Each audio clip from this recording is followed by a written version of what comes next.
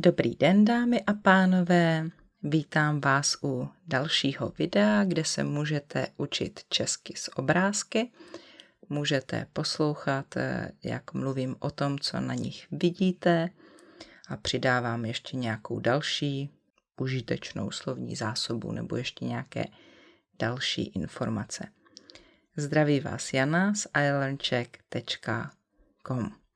A naše téma dneska bude sport, ale rozhodla jsem se udělat 2 videa, rozdělit kartičky, aby byla trochu kratší. Takže dnes se konkrétně podíváme na míčové sporty nebo míčové hry a ještě tam potom budou vodní sporty nebo možná takové outdoorové sporty, které může člověk dělat venku. A příště to potom budou zimní sporty a tak dále, to, co zůstalo. Tak pojďme na to. Na tomhle obrázku vidíte hráče fotbalu, fotbalistu, a co při fotbalu člověk musí dělat. Musí kopat do míče nebo odehrávat míč a cílem je trefit se míčem do branky protihráče, do branky soupeře. Aby hráči poznali, kdo hraje s nimi a kdo proti nim, každý tým musí mít odlišný dres. A na hřišti ještě můžete vidět rozhodčí, kteří kontrolují, že se hraje podle pravidel. Ten, kdo stojí v bráně, tomu se říká brankář. Tak to asi stačí. Určitě to nejsou všechna pravidla a všechny informace. Brankář musí chytat míč, aby mu soupeř nedal gól. Tak musím se přiznat, že o americkém fotbalu toho moc nevím, ale můžu vám říct, co vidím na obrázku. Takže hráč amerického fotbalu má na hlavě přilbu a taky musí mít dres, protože je to týmová hra. Hrajou proti sobě 2 týmy. Ten míč amerického fotbalu je takový šišatý, není kulatý, jako u evropského fotbalu. A hráči amerického fotbalu mají ještě nějaké další chrániče, aby se nezranili. A jestli se nepletu, musí tam také velmi rychle běhat a buď musí míčem hodit, anebo ho položit za čáru. Ale bohužel víc vám o tom neřeknu. Tak volejbal. O volejbalu vím víc, protože já sama jsem volejbal hrála. Volejbal se hraje na hřišti, uprostřed kterého je síť. Takže 2 týmy, které hrajou proti sobě, mají mezi sebou síť, která je dost vysoko. A cílem je umístit míč někam na zem na hřišti protihráče. Aktivity, které u volejbalu děláme, jsou podání neboli servis, takže jeden hráč na začátku podává. Na druhé straně ti hráči přijímají, to je příjem, a měli by míč odehrát nahrávači, který potom může nahrát, může dát nahrávku, a u sítě už je potom smečař a ten smečuje, a na druhé straně ještě proti němu může být blokař a ten blokuje. Tak to jsou asi ty hlavní věci. A ve fotbalu, stejně jako ve volejbalu, může být také out. Když je míč mimo hřiště, tak se tomu říká out. Ve fotbale je ještě jedno důležité slovo a to je faul. Tam hráči nesmí faulovat, ale to ve volejbale není, protože hráči jsou od sebe. Ale faulovat mohou hráči také v košíkové, když jsou příliš tvrdí vůči soupeři. Takže cílem u basketbalu je dát koš, to znamená trefit se do koše. Když hráč umí vyskočit takhle vysoko a pověsit se na ten koš, že se dotkne té obroučky, tak tomu se říká zavěsit, ale to všichni lidé neumějí, když nejsou tak vysocí nebo neskáčou tak vysoko. Takže tohle je koš, to je obroučka, tady je nějaká síťka a tam je deska, o kterou se ten míč může odrazit. Hráči střílí na koš neboli hází na koš a musí si také nahrávat, to znamená musí házet míč jeden druhému.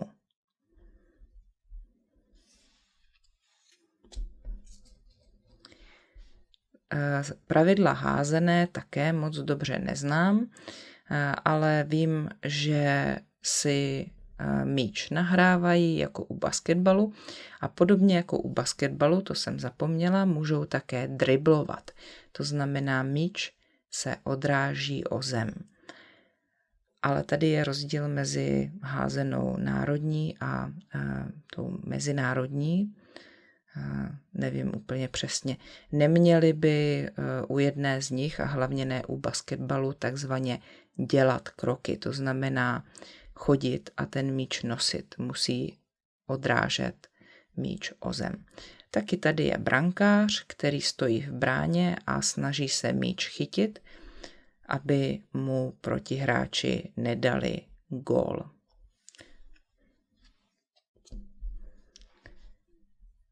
Tak u baseballu jeden hráč nadhazuje míček, baseballový míček, hází ho směrem k pálkaři. Ten musí míček odpálit co nejdál, tak daleko, jak může, a potom běží na metu nebo chce oběhnout 4 mety. A když hřiště nebo všechny 4 mety oběhne, tak potom dostane jeho družstvo, jeho tým bod. Nebo se tomu říká home run. A nejsem fanouškem baseballu, ale doufám, že tohleto stačí. Jsou tedy 2 týmy, jeden tým vždycky odpaluje a ten druhý stojí v poli a snaží se ten míček chytit a vyautovat ty hráče, kteří běhají na mety. Můžou se do nich tím míčkem trefit, nebo tedy spíše dotknout se jich, když mají míček. A můžou také ty mety nějak zablokovat, aby tam ti hráči nemohli vběhnout. Tak, co potřebuje tenista? Tenista potřebuje také míček a potřebuje raketu. A teď nevím, jestli jsem řekla, že to, co měl odpalovač u baseballu, tak to byla pálka, baseballová pálka. Takže tady je to raketa. No a tenis se hraje na hřišti, kde je uprostřed síť, podobně jako u volejbalu, ale ta síť je tam nízká. A vlastně i ty herní aktivity jsou podobné volejbalu. Tenista podává, potom odehrává a může smečovat, může taky takzvaně zalejvat, to znamená zahrát krátký míč a musí dát pozor, aby nedal out, aby nezahrál do outu. Také může dát takzvaně ESO, a to je podání, ze kterého získá bod. To znamená, že ten protihráč ten míček nevybere a to je ESO. Tak ve stolním tenisu potřebují hráči stůl a uprostřed je síťka nízká. Dále potřebují pingpongový míček a taky pálku. Tady se tomu neříká raketa, ale pálka. Pingpongová pálka. Herní aktivity jsou opět podobné jako u tenisu nebo volejbalu. Hráči odbíjejí, podávají, smečují, můžou dát eso. A co ještě můžou dát u těch sportů, kde je síť, je takzvané prase. To se říká, když ten míček neletí takhle vysoko nad síťkou, ale síťky se dotkne a potom někde spadne a je možné, že ten druhý hráč ho odehraje nebo neodehraje, ale když se to takhle dotklo té sítě, tak tomu říkáme prase. Tak, když člověk hraje golf, tak potřebuje golfovou hůl a golfový míček. A snaží se odpálit, odehrát ten míček a trefit se do jamky. Tady jamku nevidíme, ale jamka je taková díra v zemi. A myslím, že tomu hřišti, na kterém golfista hraje, se říká green, ale možná, že to je jenom část hřiště. Víc nevím. Tak, plavání. Plavec tady moc nevidíme, ale plavec určitě neplave nahatý, ale má na sobě nějaké plavky. A obvykle mají plavci na hlavě taky plaveckou čepici a na očích plavecké brýle. Existuje několik plaveckých stylů. Myslím, že tento člověk plave motýlka a další takový rychlý styl, kde se používají ruce podobným způsobem a kdy koukáme dolů do vody, to je kraul, plavat kraula. Jestli člověk leží na zádech a taky tak točí rukama a přitom kope nohama, tak ten styl to je znak. No a další styl jsou ještě prsa. Když člověk plave prsa, tak dělá rukama takové jako, nevím jestli jako půlkruhy a vypadá trochu jako žába, když plave ten styl prsa. No a ještě potom existuje jeden takový styl, ale v tom stylu se nezávodí a to je čubička. To je styl, kterým plavou psy. Když plavete tak jako pes, jako pejsek, kopete prostě nohama pod sebe a rukama hrabete před sebou, tak to je styl čubička. Když skáčete do vody, tak můžete skočit šipku. Když máte ruce natažené před sebou a spojené a nohy taky máte u sebe a jste takový jako dlouzí a úzcí, tak tomu se říká šipka.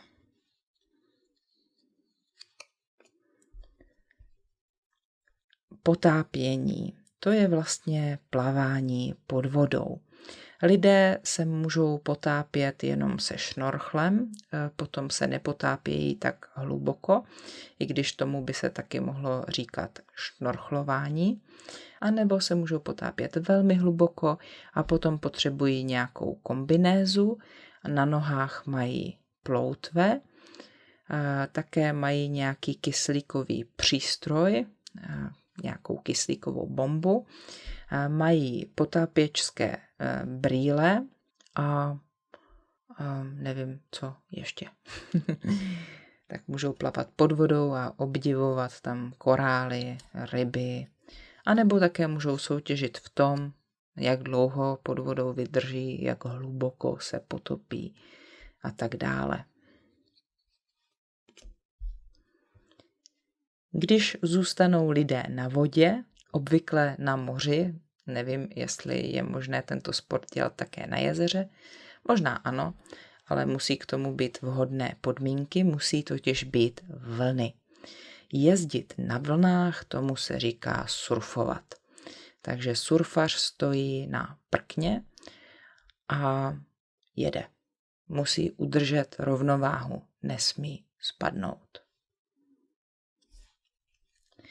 Jestli na tom prkně má ještě plachtu, tak se tomu říká windsurfing, windsurfař, taky on stojí na prkně, ale drží se tady té plachty.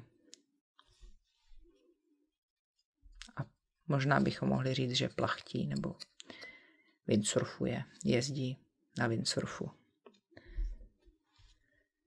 Tak na vodě také jezdí veslaři nebo kanoisté a kajakáři.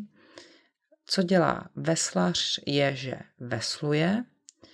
On obvykle jede zády napřed, to znamená, že nevidí, kam jede.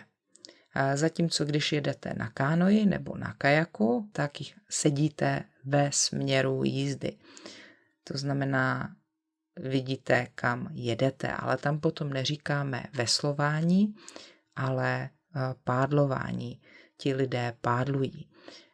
A také je rozdíl v tom, jak se nazývá tohle, to je veslo, ale na kánoji nebo na kajaku se to jmenuje pádlo. A ti lidé sedí na nějakém sedátku a závodí, kdo bude rychleji v cíli. Jestli někdo dělá parašutismus, skáče s padákem, tak potřebuje padák, to má tady na zádech a teď to nevidíme, ale v určité výšce se ten padák otevře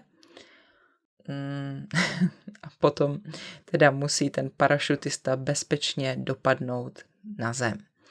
Skáče z letadla, které ho vyneslo nahoru, a potřebuje asi nějakou helmu a nějakou kombinézu nebo oblečení, aby mu tam nebyla zima nebo aby jeho tělo bylo chráněno před tím, co může letět vzduchem. Já jsem nikdy s padákem neskákala, takže si nejsem jistá, co ještě parašutista potřebuje. Cyklisté potřebují kolo, jezdí na kole. Můžou mít různá kola, může to být silniční kolo, může to být také takzvané horské kolo a sedí na sedátku, na sedle, ruce mají na řidítkách, tohle jsou brzdy, když chtějí zastavit a také tam mají převody, pravděpodobně, které jim usnadňují cestu do kopce. Šlapou a mají nohy na šlapkách.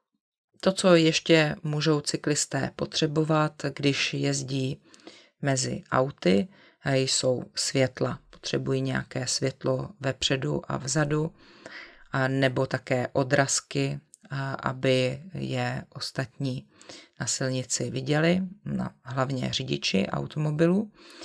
A ještě můžou mít na řidítkách zvonek, aby mohli zazvonit a upozornit chodce nebo někoho, že jedou, protože ježdění na kole je takové tiché.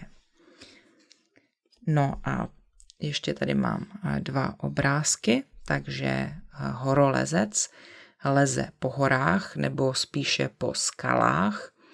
Skály jsou takové velké kameny a potřebuje taky ideálně nějakou helmu na hlavě.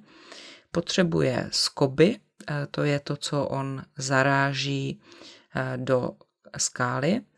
Potřebuje taky nějaký provaz neboli lano a může být nějaké speciální boty a víc vám neřeknu, ale potřebuje toho možná ještě více, jsou nějaké speciální vybavení a jsou speciální názvy toho, na co používá. A jak se jmenuje tohle? To není kladivo. No, tak jsem si rychle dohledala slovní zásobu. Tohle se jmenuje cepín A ještě horolezci potřebují například karabiny. To myslím má tady u pasu. Ale myslím, že další specializovanou slovní zásobu už si můžete najít sami. No a nakonec tady mám lukostřelce a ten člověk střílí, tohleto se jmenuje luk a tohle je šíp. A on obvykle střílí na terč. Snaží se trefit do terče, který může být různě daleko. Ještě je možné, že se ten terč také pohybuje, že může střílet na pohyblivý terč. Střílejí také lidé z pistole nebo z pušky. Také oni se trefují do terče. Ale když střílíte pistolí, tak potřebujete náboje do pistole.